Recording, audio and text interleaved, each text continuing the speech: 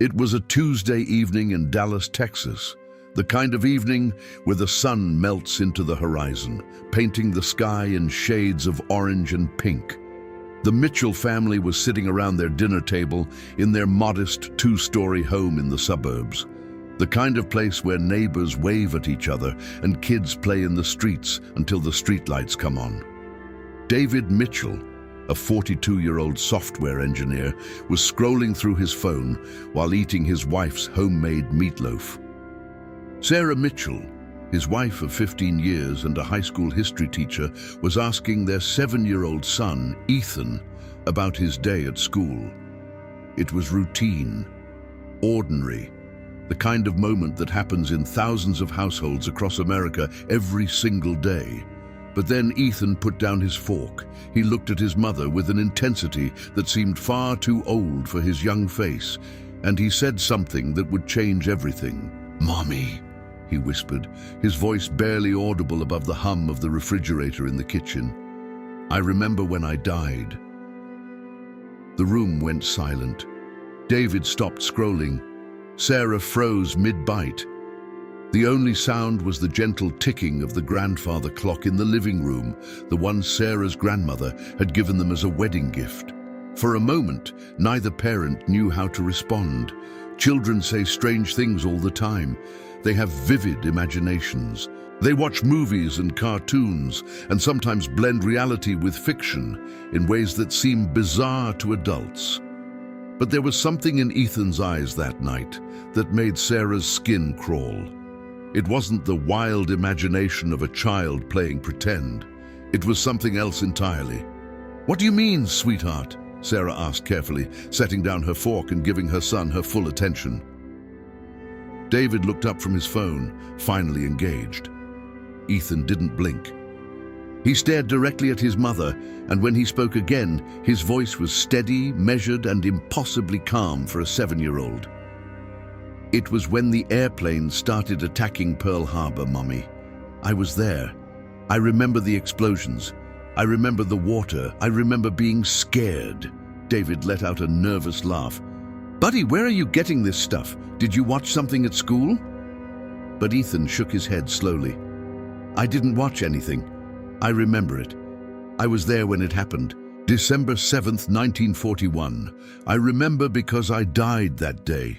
Sarah and David exchanged a look, the kind of look that passes between parents when they're not quite sure if their child is being creative or if something else is happening. They decided in that moment that it was probably just Ethan's imagination running wild. Maybe he'd overheard something on the news. Maybe a classmate had mentioned it. Maybe his teacher had been talking about World War II in class. These were the logical explanations, the ones that made sense in the rational world that David and Sarah inhabited. But as the evening wore on, as they tucked Ethan into bed and kissed his forehead goodnight, neither of them could shake the feeling that something wasn't quite right. That night, Ethan's screams woke them at 3 a.m. Not the cries of a child having a bad dream, but the terrified shrieks of someone reliving a nightmare so vivid, so real, that the line between sleep and waking had completely dissolved. Sarah rushed into his room, her heart pounding in her chest. David was right behind her, turning on the lights. Ethan was sitting up in bed, drenched in sweat, his eyes wide with terror. "They're bombing!" he screamed, his small fists clenched so tightly his knuckles had turned white. "The ship is on fire! We have to get out! We have to get out!" Sarah pulled him into her arms, holding him close, whispering reassurances that everything was okay, that he was safe, that it was just a dream. But Ethan kept screaming, kept thrashing, kept reliving whatever horror his mind was experiencing. "The water is so hot," he sobbed into his mother's shoulder. "I can't breathe. I can't breathe." David stood in the doorway, watching his son in distress, feeling completely helpless. He'd never seen Ethan like this before. His son was typically a calm, easygoing kid. He didn't have nightmares. He didn't wake up screaming. This was completely out of character. After what felt like an eternity, but was probably only 10 minutes, Ethan finally began to calm down. His breathing slowed. His body stopped shaking. Sarah continued to hold him, rocking him gently the way she had when he was a baby. "It's okay, baby. It's okay. Mommy's here," she whispered, and eventually, exhausted from the terror, Ethan fell back asleep. But Sarah didn't sleep that night. She sat on the edge of Ethan's bed, watching him breathe, wondering what could possibly be causing her son to have such vivid, traumatic nightmares. David went back to bed, but she knew he wasn't sleeping either.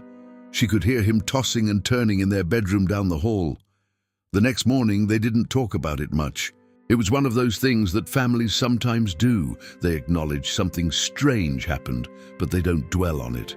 They hope it was a one-time occurrence. They hope that life will return to normal, but it didn't. Night after night, Ethan woke up screaming. The nightmares became a routine, a terrible part of their nightly schedule. Sometimes he screamed about explosions. Sometimes he screamed about fire. Sometimes he screamed about water flooding into dark spaces, about being trapped, about not being able to escape. And always, there were the same words.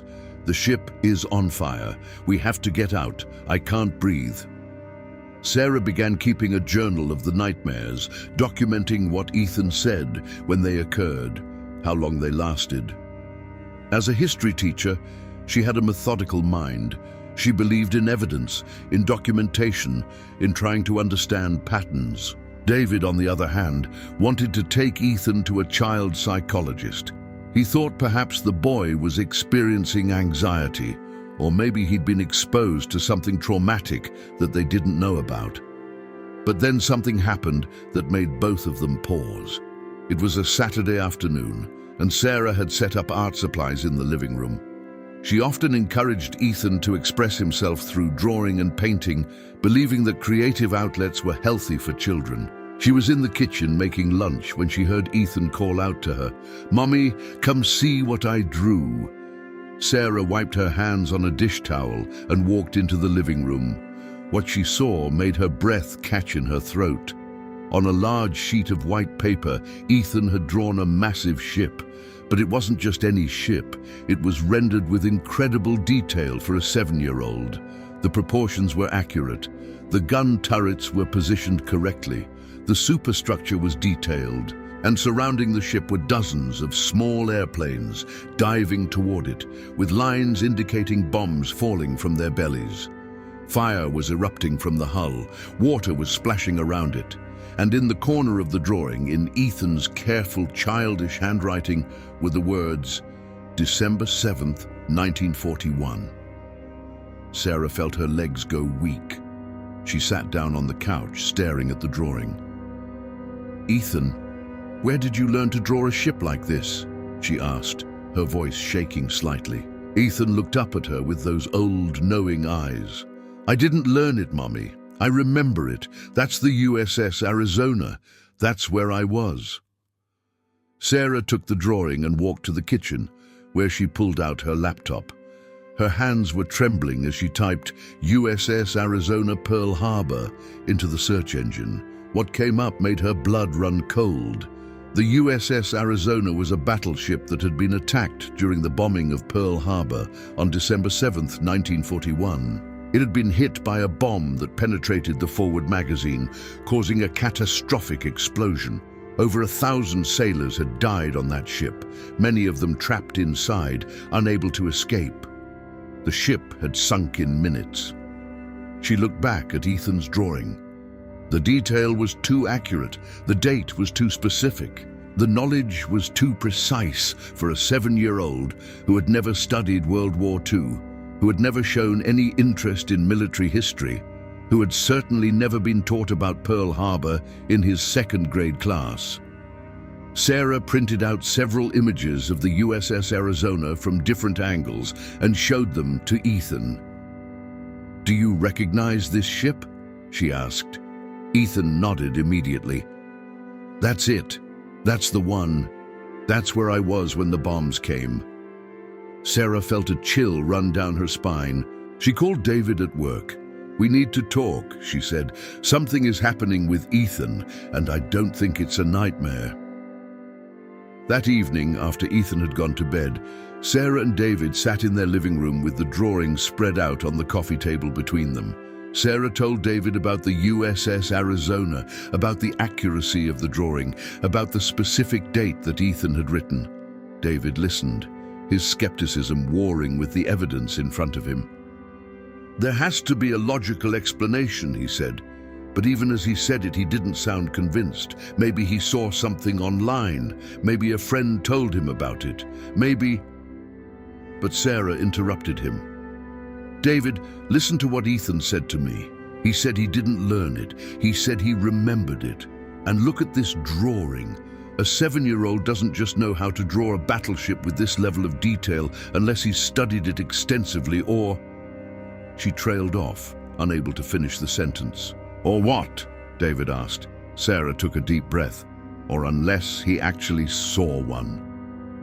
The words hung in the air between them, too strange to say out loud, too impossible to ignore.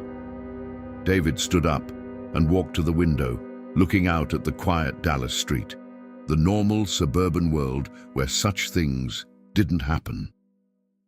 "We need to figure out what's going on," he said finally. "Tomorrow, I'm going to start researching.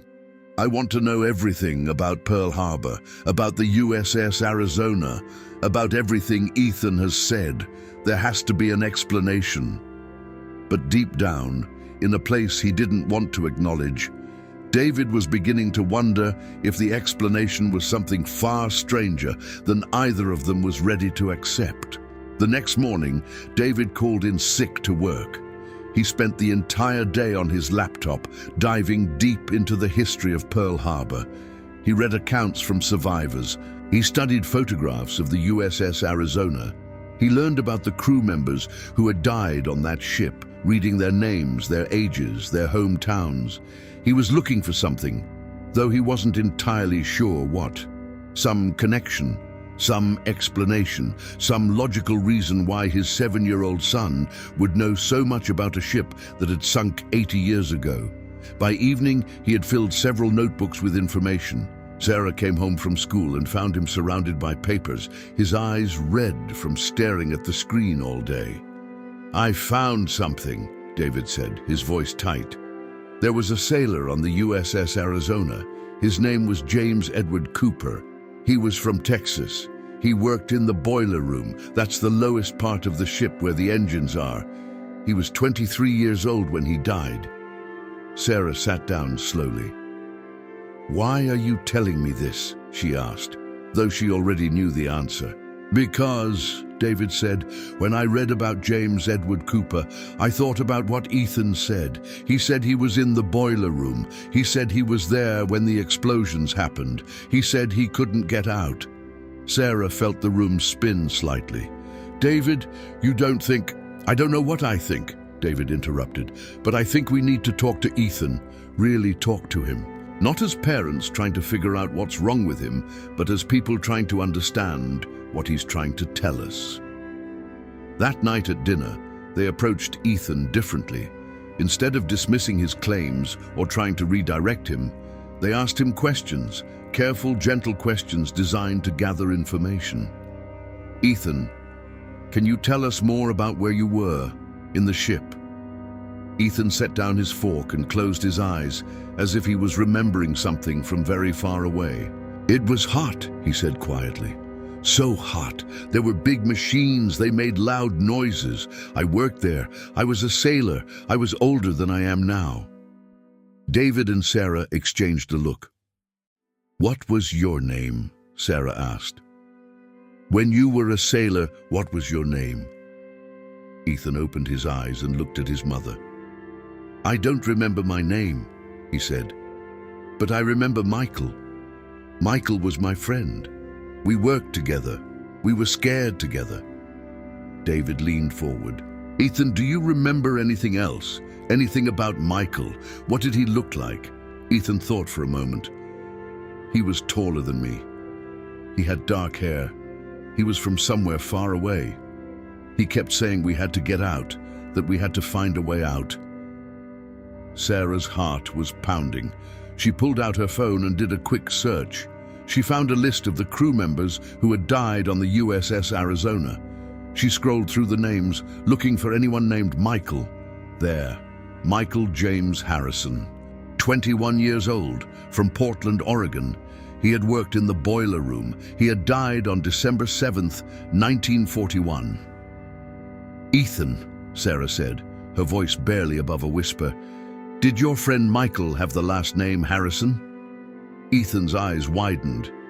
"Yes," he said, "that's right, Michael Harrison. How did you know that?" Sarah and David sat in stunned silence. Their 7-year-old son had just confirmed the name of a sailor who had died on the USS Arizona 83 years ago. A sailor he had no way of knowing about. A sailor who had worked in the same part of the ship where Ethan claimed to have been. The rational world that David inhabited suddenly felt very fragile. Over the next few weeks, David and Sarah became obsessed with research.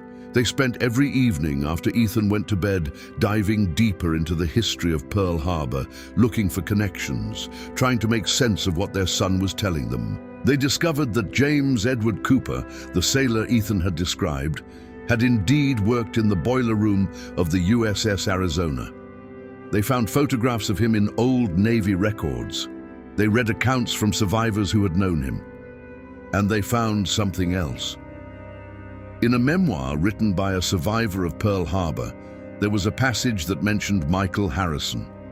The survivor, a man named Robert Chen, who had also worked in the boiler room, had written about the day of the attack. He described how he and several other sailors had been trapped below decks when the bombs started falling. He wrote about the explosions, the fire, the water flooding in. He wrote about a young sailor named Michael Harrison who had been trying to find a way out, who had been pounding on doors, who had been screaming for help. And then, in the most chilling part of the passage, Chen wrote, "I saw James Edward Cooper go down into the lower compartment. I don't know why. Maybe he was trying to help. Maybe he was trying to find a way out. I never saw him again, but I heard him screaming. I heard him calling out. And then there was another explosion, and everything went dark." Sarah read this passage aloud to David, her voice shaking.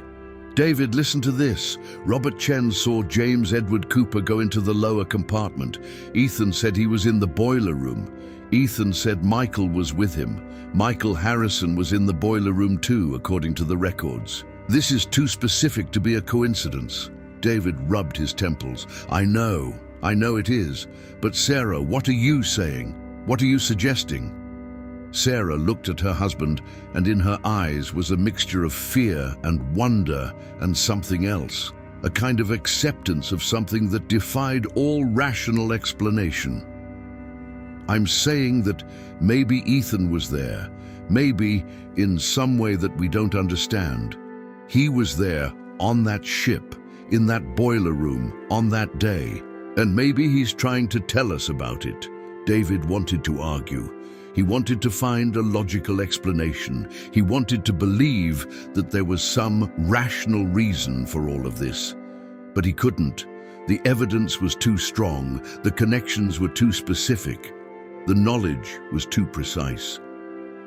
One night, as they were preparing for bed, Sarah said something that had been on her mind for weeks. "David, I think we should take him there, to Pearl Harbor. I think we need to take Ethan to the memorial." David stopped brushing his teeth and looked at his wife in the mirror. "You think that's a good idea? What if it traumatizes him further?" Sarah shook her head. "I don't think it will traumatize him. I think it might help him. I think he needs to see it, he needs to acknowledge it, and maybe once he does, the nightmares will stop." It took David a few days to agree, but eventually he did. They booked flights to Hawaii. They arranged for Ethan to miss a few days of school. They told him they were going on a family vacation, but they didn't tell him where they were going. They wanted to see his reaction when they arrived. The flight from Dallas to Honolulu took about 5.5 hours. Ethan slept most of the way, his head resting against the window, his small hand clutching a stuffed animal that had belonged to him since he was a baby. Sarah sat next to him, watching him sleep, wondering what dreams he was having. Were they dreams of the present, of a 7-year-old boy flying across the ocean? Or were they dreams of the past, of a young sailor trapped in a burning ship? When they landed in Honolulu, they rented a car and drove to Pearl Harbor. The memorial was located on the island of Oahu, and the drive from the airport took about 45 minutes. Ethan woke up as they were driving, and he pressed his face against the window, looking out at the unfamiliar landscape, the palm trees, the ocean, the tropical breeze. Everything was so different from Dallas. "Where are we?" Ethan asked. Sarah reached back and squeezed his hand. "We're in Hawaii, sweetheart. We're going to see something very important today." They pulled into the parking lot of the Pearl Harbor National Memorial. It was a beautiful day. The sun was shining. The sky was a brilliant blue. There were tourists everywhere, families like theirs, people coming to pay their respects to the sailors who had died in the attack. They walked through the visitor center, past the exhibits and the photographs and the artifacts from that terrible day. David kept his hand on Ethan's shoulder, watching his son's face carefully, looking for any sign of distress.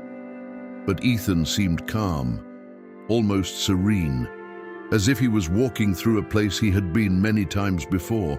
They boarded the boat that would take them out to the USS Arizona Memorial. It was a white structure built directly over the sunken ship, a place of quiet reflection and remembrance. As they approached the memorial, Ethan suddenly went very still. His eyes widened, his breathing became shallow. Sarah knelt down beside him. "Ethan, are you okay?" she whispered. Ethan didn't respond. He was staring at the water, at the place where the USS Arizona lay on the ocean floor, where over 1,000 sailors had died, where the ship had sunk in just minutes. "I know this place," Ethan said, his voice barely audible. "I know it. The ship is down there. I can feel it." They walked out onto the memorial platform, and Ethan moved to the edge, looking down into the water. The water was so clear that you could see down into the depths. And there, beneath the surface, were the remains of the USS Arizona. The hull, the superstructure, the guns, all of it preserved in the ocean, a tomb for the sailors who had died there. Ethan stared down at it for a long time without speaking. Then tears began to stream down his face. Not the tears of a frightened child, but the tears of someone mourning a profound loss, someone remembering something terrible, someone saying goodbye. "I'm sorry," Ethan whispered to the water. "I'm sorry I couldn't help you. I'm sorry I couldn't get out." Sarah wrapped her arms around her son, holding him close, tears streaming down her own face. David stood behind them, his hand on Sarah's shoulder, and he too was crying. They stood there for a long time, the three of them, in the presence of history and loss and something that defied explanation. When they finally left the memorial, Ethan was quiet. Not the quiet of a traumatized child, but the quiet of someone who had finally found peace.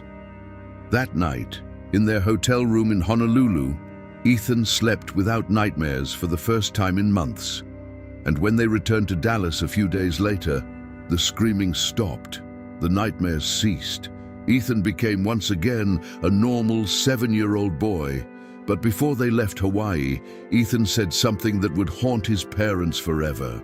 They were at the airport, waiting to board their flight back to Dallas, when Ethan tugged on his mother's sleeve. "Mommy," he said, "I need to tell you something about Michael." Sarah knelt down to his level. "What is it, baby?" Ethan looked at her with those old, knowing eyes. "Michael didn't die. He got out. He made it out of the ship. He lived for a very long time after that. He lived until he was very old, and he was happy. He had a family. He had children. He had a good life." Sarah felt her heart skip a beat. "Ethan, how do you know that?" Ethan shrugged. "I just know. I remember. He got out, and he lived, and that makes me happy. That's why I'm not sad anymore." David and Sarah looked at each other, and without speaking, they both understood that they needed to verify this. They needed to know if what Ethan was saying was true. It took them several weeks of research, but they eventually found it. Michael James Harrison had indeed survived the attack on Pearl Harbor. He had been one of the few sailors in the boiler room who had managed to escape. He had lived until 1993, had married, had children, had grandchildren. He had lived a full life, a life that had spanned nearly 80 years after that terrible day in December 1941. When Sarah read this information to David, they both sat in stunned silence. Their 7-year-old son had known something that they had to research extensively to discover.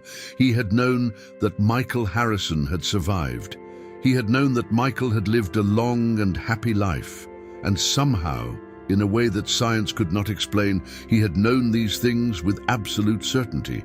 Years later, when people would ask Sarah and David about what happened with Ethan, they would struggle to find the words to explain it.